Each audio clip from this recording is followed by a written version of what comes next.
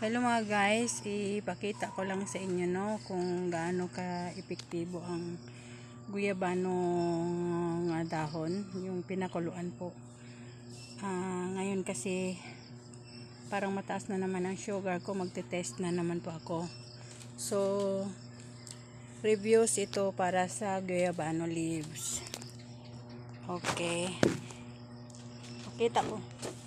pakita ko muna sa inyo ang guyabano leaves.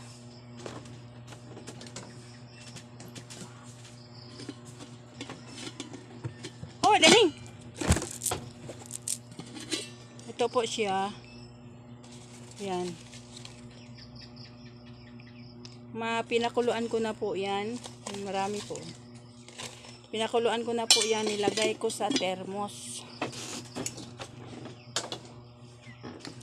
Ito naman po yung thermos. Yan. Maglagay po ako dito bago ako mag-testing para medyo lumamig-lamig na siya at kayang-kaya ng inumin. Yan. Lagay ko sa tasa. Ayan po. Yan. Pinuno ko po yung tasa kong malaki.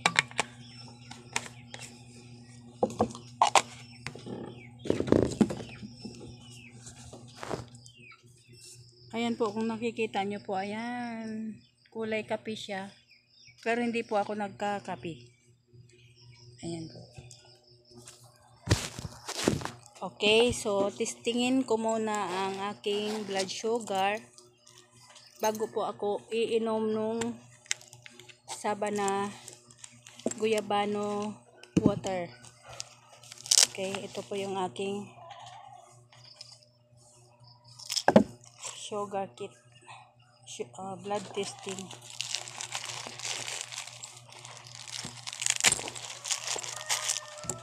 Ito po, ito. Okay.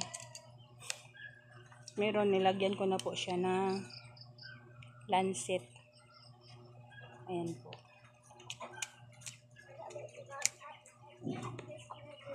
Tapos, ito po siya. Lalagyan po natin ng ito pala ang lancet. Needle pala yung isa. Ayan po.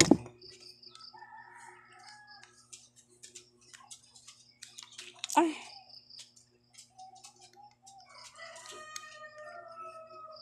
Medyo lumalabo yung mata ko kasi kaya nagdududa po ako na baka mataas yung sugar ko ngayon. Kaya may nakahanda po akong ganito palagi. Ayan, kita nyo? Okay. Testing muna tayo. Ito pala, lalagyan pala natin to na punasan natin na na may alcohol. Ito po.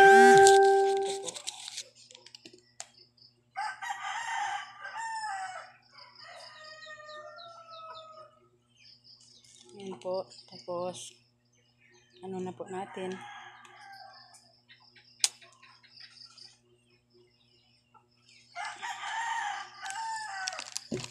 Yan po, nasugat na po siya. Nasugat na. Yan po, dumugo na po. Sigain natin para yan. Lagay na po natin dito. As you can see, zero pa po yan. Lagyan po natin ng blood. Ayan po yung result niya. 3, 2, 1. 98 lang pala. So, normal po yan. Hindi pala mataas ang blood sugar ko ngayon. So, 98 siya. Papakita ko pa rin po sa inyo kung gaano ka-effective ang guyabano leaves. Tapon na natin to. Okay. Papakita ko po sa inyo. Iinumin ko po ang Ito.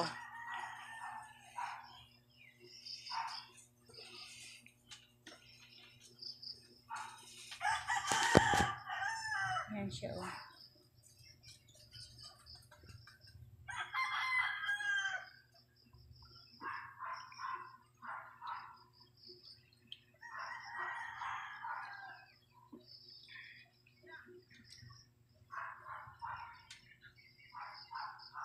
Araw-araw ko po talaga tong ginagawa. Umiinom ako nito kasi araw-araw po akong pasaway din. Umiinom akong soft drinks, kumakain ng tinapay galing sa bakery. Pagka ganun po, laging tumataas agad yung aking blood sugar. So pag iniinom ko to, guyabano leaves water, guyabano water, boiling water ba, pinakuluan.